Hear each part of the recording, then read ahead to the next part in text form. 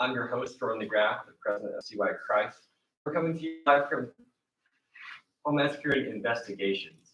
And so grateful to have them hosting us. And today we have two victim advocates who are going to present.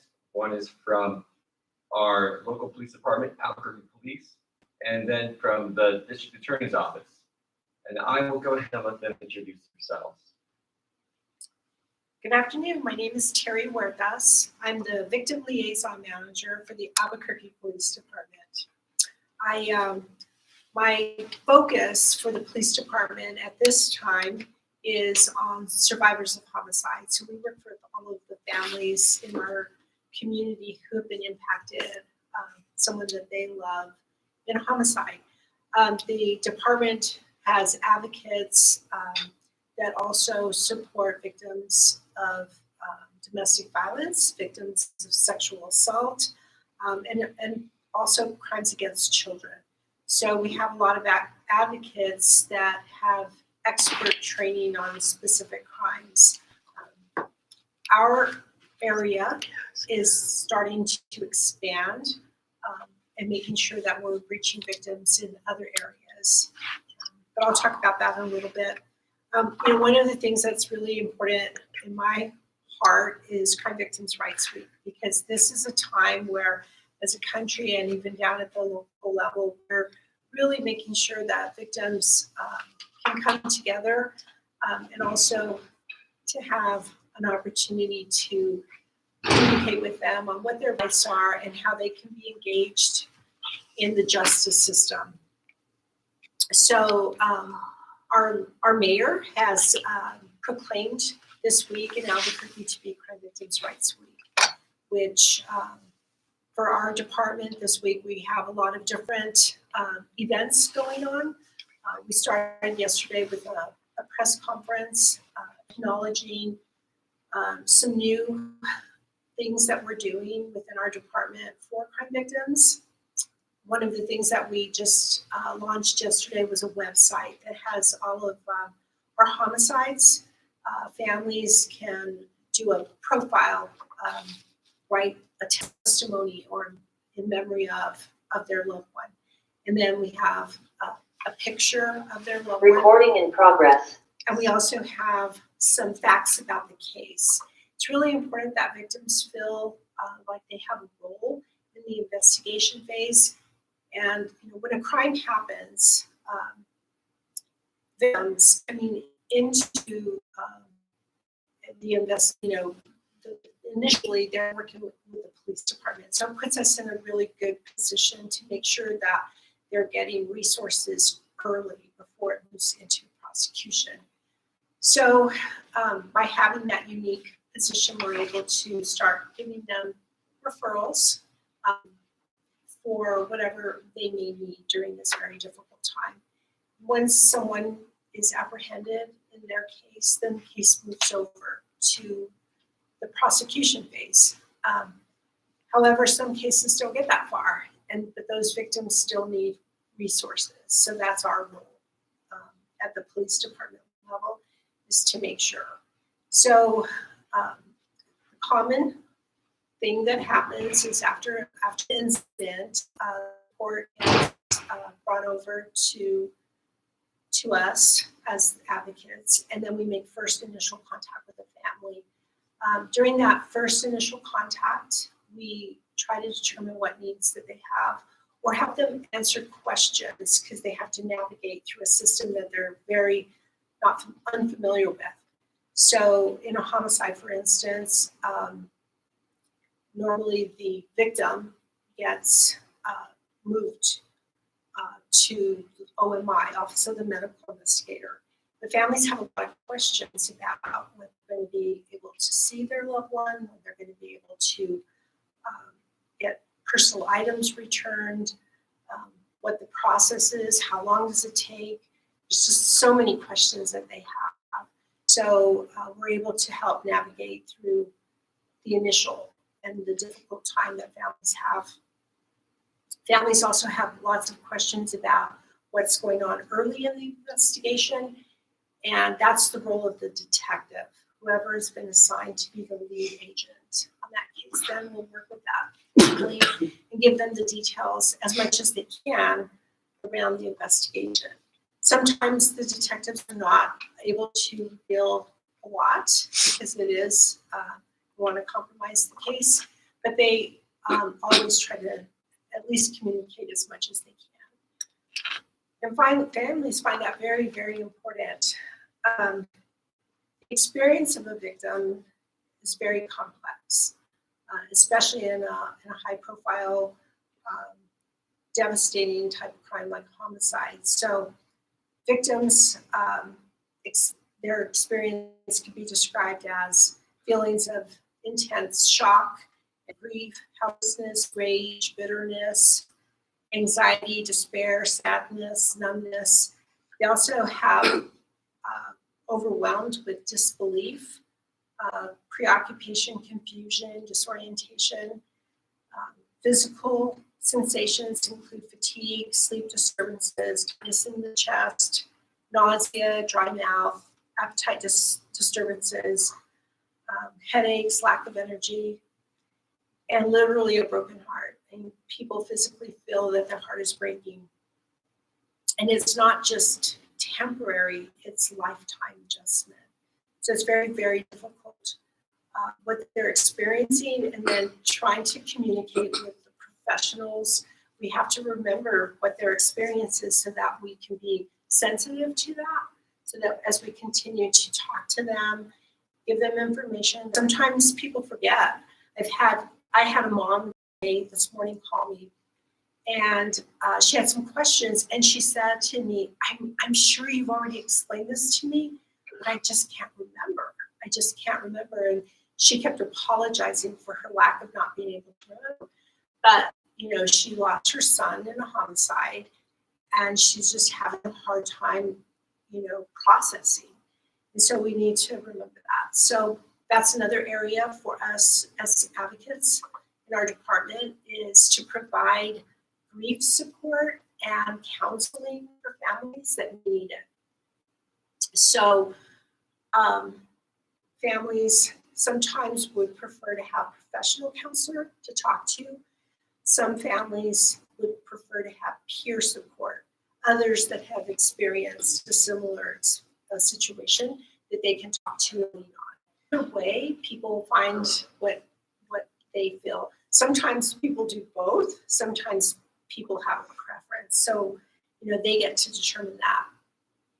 Also, early on in a case, because of the shock and the disbelief, a lot of people have personal health problems. And so I remind them early on to make sure that they're seeing their doctor, making sure they're staying on their medications, basic sleep, rest, eating, because the criminal justice system is a very lengthy process. From an investigation can take quite some time. And then once it goes over to prosecution, the next phase, that also. So we want to make sure that people, are taking good care of their health and their well-being, so that they can be prepared and that they can understand and they have an opportunity to be engaged in the system, that they're feeling healthy and strong enough to do so. So the police department does realize how important it is by putting victims at the center of the justice process, helping them understand what's happening next and what timelines they're looking at. When we're able to do this, it restores their dignity and it starts helping them heal from the crime that's been committed against them. Most of all, I feel, especially during Crime Victims Week, and this is why the platform is so important and near and dear to me, is that victims need to know they're not alone, that we stand with them, the police department stands with them, and our community stands with them. Another event that we're having this week here in Albuquerque is an opportunity for the public, and specifically for survivors of homicide, to a meeting that we're hosting. It's an open forum, and it's about listening to the survivors and finding out what is it they need, so we can continue to reform our victim assistance services for them as we continue to grow our unit. So we won't always be able to take their pain away, but hopefully with having the right people and the right services in place during this very traumatic time, perhaps we can lessen their burden. So at this time, I'll hand it over to our other advocate who, after prosecution or after investigation and an arrest is made, we take that case and we hand it off to the district attorney's office. We have a really good relationship with them. And then they take the case, they look at it, and then it moves. An advocate with the 2nd Judicial District Attorney's Office here in Bernalillo County. I've been at the office for 6 years, and I've primarily worked with victims of domestic violence. I am also one of the handlers for our courthouse facility dog Woodstock. And I also train our advocate volunteers, but I'll talk about our volunteer program in a little bit. I'm going to kind of speak to you guys, or to everybody, about how our victim advocates work in our office to support victims of crime. So we have different divisions throughout the office, and each division is staffed with victim advocates. So no matter what the crime type is, victims have that support system there. We have our major crimes division, which deals with violent crimes, general crimes division, which deals with nonviolent crime, and felony domestic violence cases. And then our metro division, which deals with misdemeanor domestic violence. We have our juvenile division, which deals with all enumerated cases involving a juvenile offender. We have our SACI group, which deals with the rape backlog. We have our prelim team, which deals with felony victim advocate first contact. And then we have our early contact with misdemeanor and felony victim advocate first contact. And then we have our Victim Service Alliance, which is our volunteer program.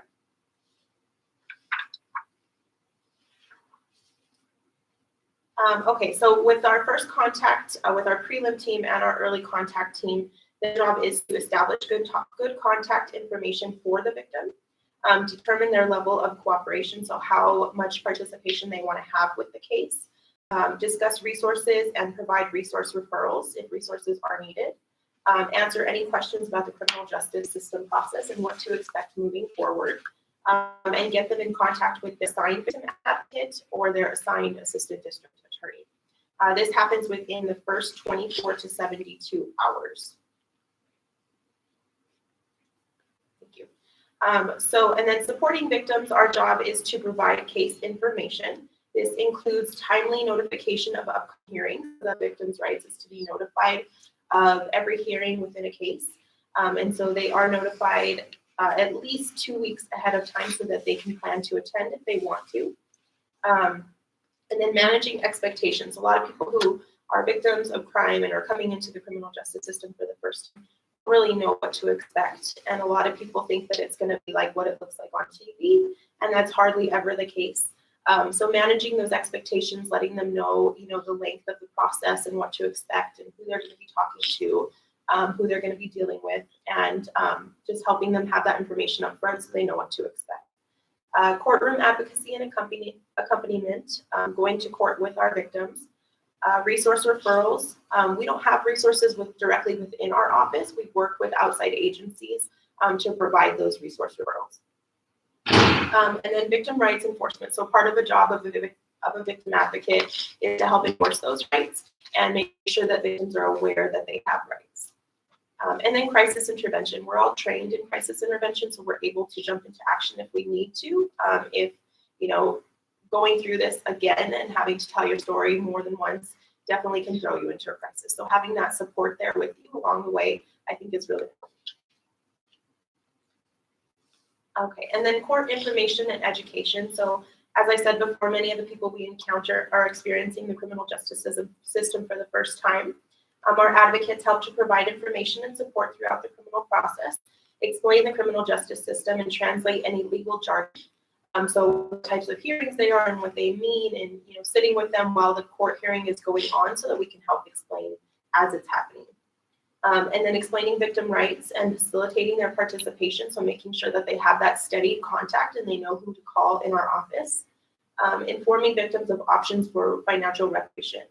So there's different programs outside of our office that can help with financial reparations, such as like medical bills, or if your glasses were broken when the incident happened, you can possibly receive reparation for those. And so facilitating that communication with that program.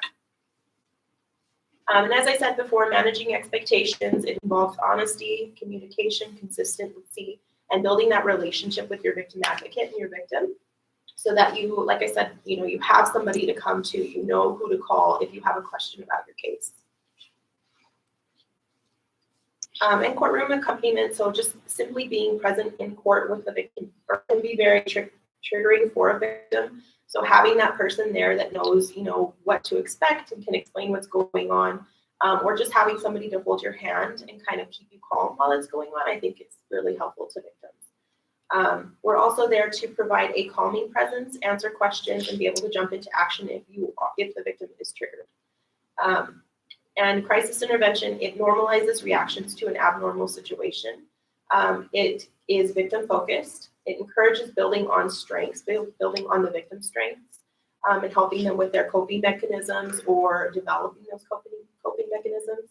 And it requires resources for follow-up. So providing, housing or counseling, any of those resources that need to be implemented at that time. And victims' rights enforcement.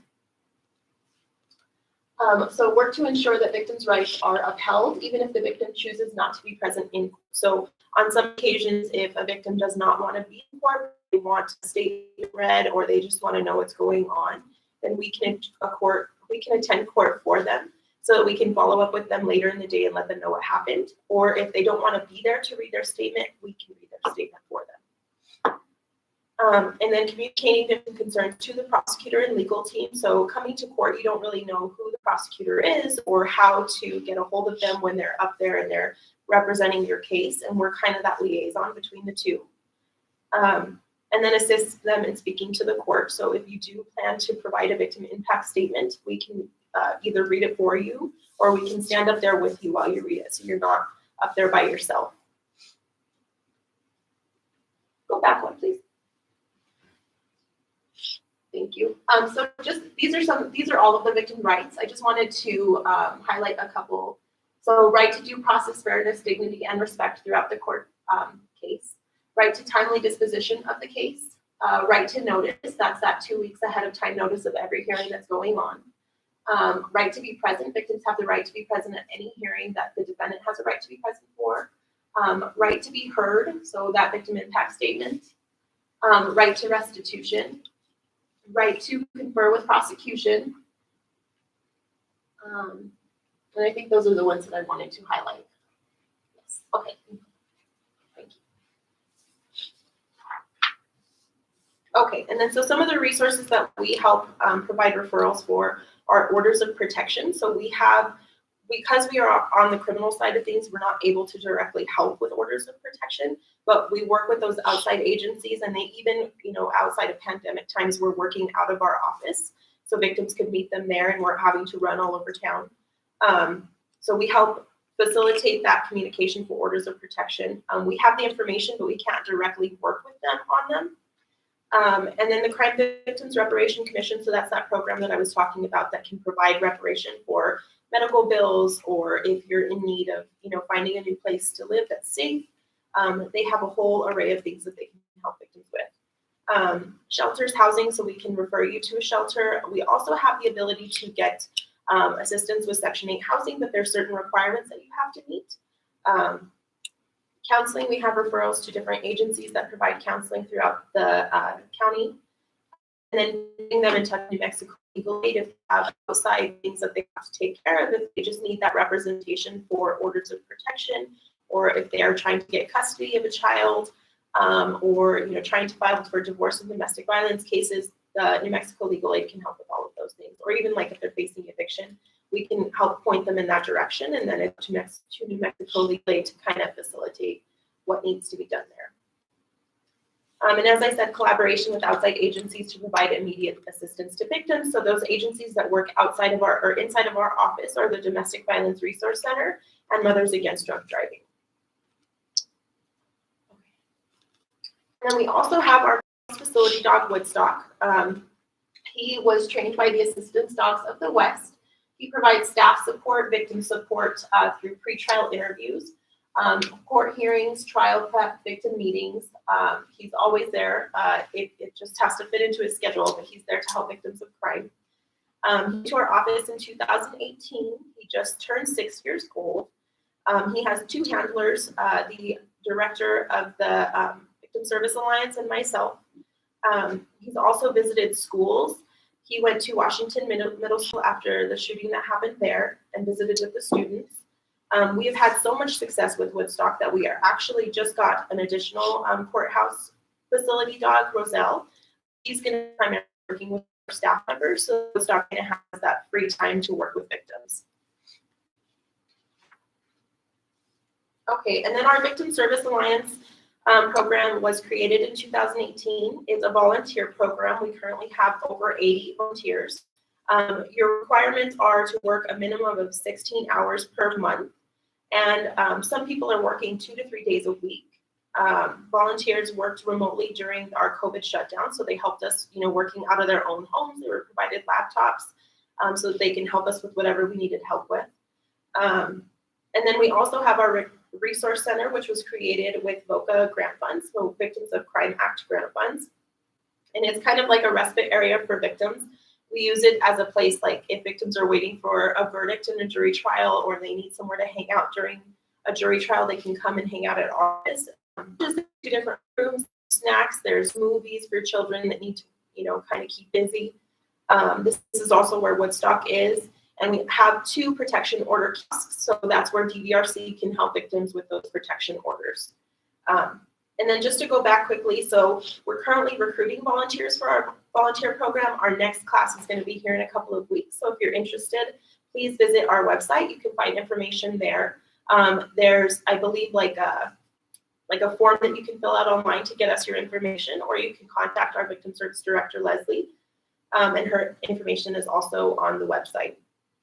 Like I said, so you must be able to work 16 hours per month and complete a 3 full-day training program and also pass a background check. So if you are interested in working with our office with victims of crime, then please think about volunteering. And that's all I have. I don't know if there's questions. Thank you so much. And we do have a couple of questions that came in. So this one's for you, Terry. They want to know, does the counseling take place in the department or are they actually referred out? So we try to identify resources for them, and the counseling would take place out of the police department. So for instance, the Office of the Medical Investigator has an amazing grief service program, and they focus on survivors of homicide, suicide, as well as overdose, and those families can get free grief service, which is really amazing because they do have very, very good counselors, and you just get your name on the list and then they call you. A lot of the families that I've worked with have really said how good that counseling is. But through Crime Victims Reparation, if your application gets approved, then they will pay a provider, a counsel provider, directly. So I think it's really important that people leverage those benefits. And so, yeah. And we also have a crisis response dog as well. In fact, our dog is named Graham, and he's the nephew of Woodstock from the DA's office. And he's also available for all of our crime victims, sexual assault, domestic violence, and homicide survivors. And I'll tell you, his presence really makes a big difference for families. So, Thank you so much. You're welcome. And then a question for you is, do your victim advocates help with trial prep? We sit in on the trial prep meetings. So the trial prep is mostly done with the attorneys, but we're there just for support. All right, thank you. And someone wants to know about how the recent pandemic affected, this is for both of you, affected your operations both at the police department and the district attorney's office? So I think a lot of things, started becoming virtual. I came in to the department after the pandemic. So I came in July of last year. So we were kind of on the tail end of it. Most of our families, my communication with them is either virtual or it's, a lot of telephone, email, texting, back and forth. We also have a lot of families that live out of state. So being able to have the tools now, people are very comfortable about doing that. But still, also now people are really accepting more face-to-face meetings, and I think they really like that. However, I think the impact just on crime itself, after the pandemic, we've seen a big rise of crime in our community. So it's unfortunate, but it's the reality, and we're working on that, making sure that families, so whatever tools they're comfortable with, we're comfortable with. Yeah, our office went completely remote when the pandemic first happened. We're back in the office part-time and then remote part-time now for the most part of our staff. But we are open to setting meetings in person with victims if they need that assistance in person. Otherwise, we can do Zoom calls, we can do telephone calls, whatever, like she said, whatever the victim is comfortable with, we're able to do that. But we are coming back to the office a little bit at a time. Thank you. And there's another question about the projects to end the backlog of rape kits. Has that been accomplished, or is it still being processed? I actually don't have any information on that. I don't work in that department. It's kind of separate. It's a grant-funded program, so I don't have a lot of information. But you can definitely contact our office to speak to the individuals that do work in that program to get that information. Thank you. And then someone will ask, how many big advocates does the police have?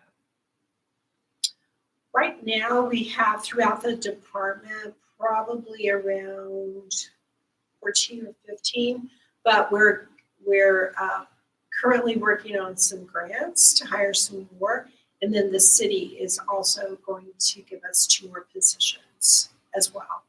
So the police department really is becoming more victim-centered in terms of what we're being able to provide, again, early on.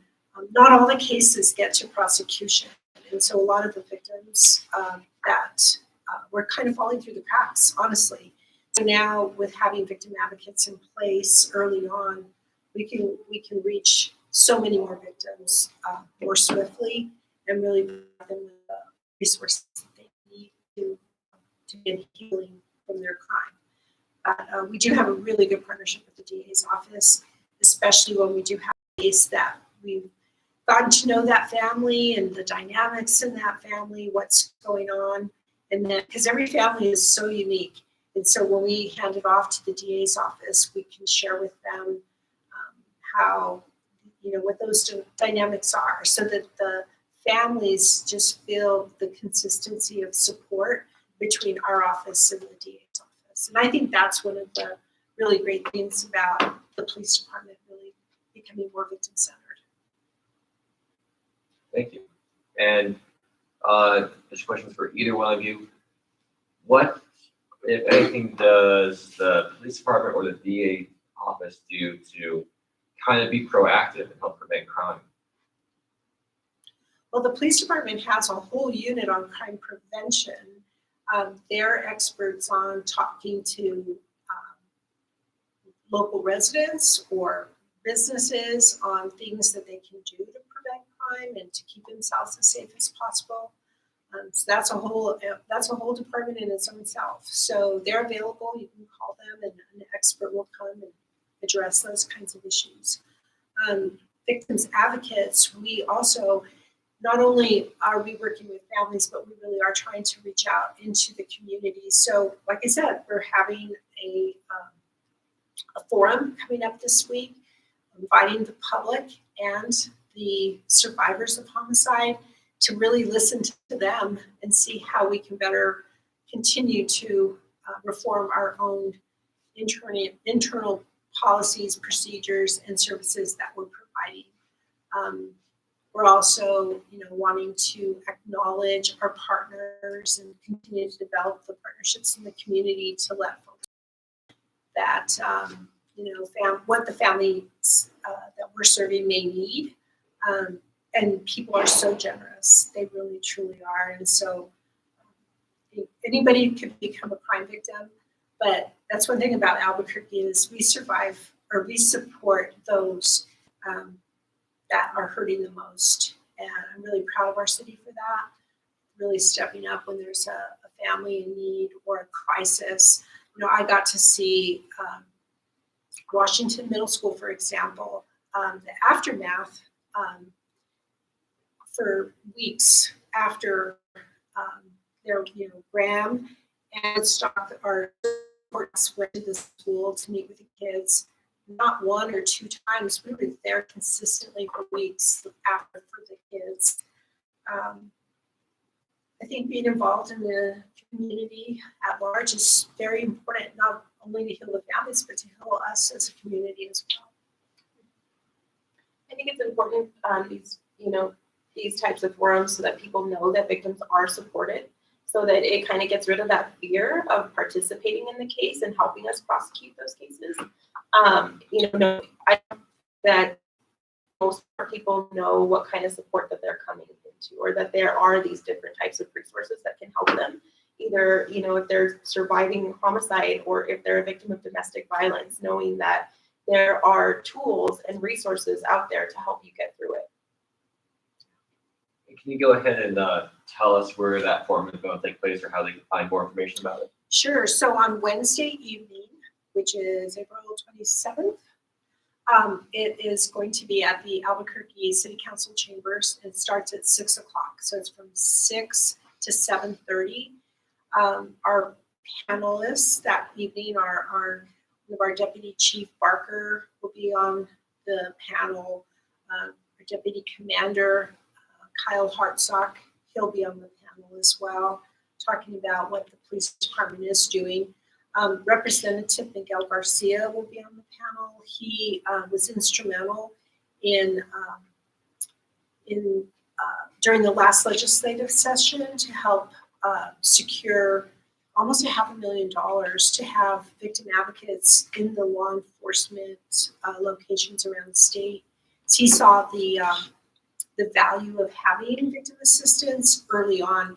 His godson was murdered, and he asked for a meeting, and so he saw how the advocate role was important to help being the liaison between the detectives and the family and all of that. So he was instrumental. So he'll be talking about that. And then we also have one of the bureau chiefs from Crime Victims Reparation to talk about the resources that they provide. A lot of families, especially survivors of homicide, they will apply for the money early on and help pay for some of the funeral expenses. But because their state of mind and everything, they forget that there's resources there. So we're wanting Crime Victims Reparations to have a presence on the panel that night to remind families that if they need counseling or if they need some other services that could be provided by the funds from Crime Victims Reparation, that they can, I believe they're lifetime benefits as long as you apply for them. And so anyhow, it's on Wednesday, the 27th, Albuquerque City Council Chambers, City Hall. And it'll be a good meeting. Thank you. Jennifer, these questions for you. So I want to know about how long does the criminal justice process, when it comes to your office, does it typically take? It depends on the consequences and everything throughout the case. So it just depends on the type of case. But once we get the case from APD, it goes through our intake division, and then it kind of gets split up into those different divisions that I was talking about. And right now with the pandemic, I know that we're probably running a little bit slower, but all of the cases are being reviewed by our attorneys in a timely manner, and it just depends on the type of case. It can go anywhere from 6 months to a couple of years. It just depends. Thank you. And this one, whichever one of you wants to answer, just jump in. They want to know if victim advocates need to have a specific degree or certification to get involved with that type of work. So a lot of our advocates, they're just working in the criminal justice system. I think it takes a unique person to become an advocate because it can be very challenging work at sometimes. You know, people are very frustrated and sometimes they're very sad. And so to really be able to let them feel their feelings and not take it personally, I think is a really good skill that a good advocate would need. I think a really good advocate is someone also that takes good care of themselves and has some good boundaries around them and kind of understands how important it is to take care of yourself so that you can help other people. It's about empowering people and not trying to do everything for them, but to give them the resources that they need and follow up with them and gently help them help themselves. So it's kind of unique. I guess social services would be good. You also have to have a passion for understanding the criminal justice system because it can be very complex at some times. But at the end of the day, I think it's just really having the realistic thinking that you're not going to be able to take away somebody's pain, but at least maybe you can lessen their burden. At the end of the day, that's the satisfaction that comes out of this kind of job, this kind of work, in my mind. No, a very empathetic person, I think. Yeah. But you have to be able to stand up for that person as an advocate, and hopefully, you're working in an institution that also embraces victims' rights, that can allow you to be the advocate that they deserve. And, not to go back to our volunteer program, but if you were interested in, finding out what it's all about, then you could definitely come volunteer with the office and see if that's something that you're interested in. We've actually hired, I think, like 5 or more of our volunteers that are now working for our office. So it's a good way to kind of figure out what it is about and how we help. So I wanted to go back to you about that, Jennifer. Is there anything required for people who want to volunteer? So you have to be able to commit 16 hours per week, pass a background check, and do a 3 full-day training. All right, thank you. And then I want to ask you, Terry, does APD have dedicated community liaisons for victims of violent crime? Does that work in other ways than victim advocacy? Volunteers? No, not at this time, but that will happen at some point. We will have volunteer liaisons for victims at some point, but we're getting there. First, we're building our staff right now, but eventually we will. And we do see the benefits in that, absolutely. All right. That looks like it's all the questions that we have for today. Do either of you two want to say any closing remarks? Well, I appreciate being invited here today because this is a very special week, Crime Victims' Rights Week, that's being recognized. And by being able to have these kinds of opportunities and reaching a larger audience, it helps us continue our work. And also, if you become a victim, or if you know someone, have them, remind them that there's probably resources out there through one of our offices. There's also a lot of nonprofits right now that do provide services for victims. And I think that there's a large community out there. So the victims hopefully will never feel that they're by themselves and that they're alone, but that there are lots of services out there. Sometimes a really good friend or family member can help get them to what they might need. Right, I agree with Terry. If you are a friend or a family member of a victim, please point them in our way so that we can offer these resources and so that they do know that somebody's there and they're not going into the criminal justice system or facing their offender all on their own, and that we're here to help. And thank you so much for inviting us here today. Thank you so much for coming. Really appreciate having you. And check our website for those of you joining us. we'll put information about yesterday's presentation and the organizations that were mentioned, and also today's presentation and their presentations, their offices. We'll link them on our website, so just visit cychrist.org. Thank you so much for joining us, and don't forget to join us tomorrow. We're having the state police come out and talk to us about how they help victims who are more rural access crime victims' rights. And again, thank you, Terry and Jennifer, for taking time out of your day and coming to speak with us and to our audience. And thank you for the work that you do. We really appreciate it. We know that it's incredibly important. You're welcome. Thanks. Thank you so much, everyone. We'll see you tomorrow, 12 p.m. Mountain Time. Bye. Okay, we're on. So do you know how many people you have viewing?